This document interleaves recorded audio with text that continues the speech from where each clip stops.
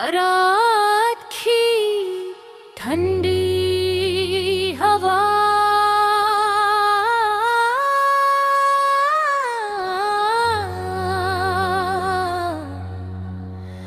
आए हंसता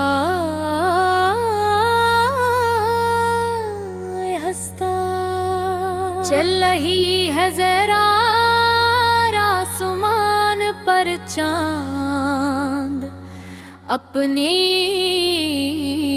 मधुम रोशनी बिखेर रहा है और शहर की सड़कें तकरीबन खाली हो चुकी। मैं इस खामोश रात में बन्हा बैठा हूँ, मगर दिल के अंदर एक शोर सा है, वो शोर तुम्हारी यादों का है, जो हर रात में दिल में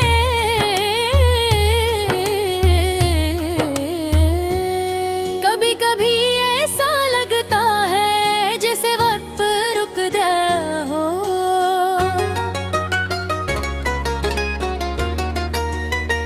जैसे हर वक्त भी वही खड़े हो जहाँ हमारी कहानी शुरू हुई थी।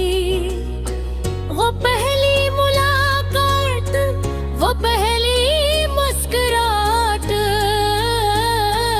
और वो लम्हा जब पहली बार दिल को ये एहसास हुआ कि शायद ये शख्स जिंदगी में खास बनने वाला है।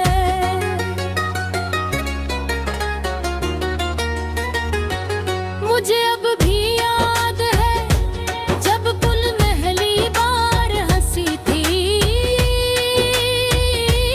बहारी हंसी में एक अजीब सा सुकून था,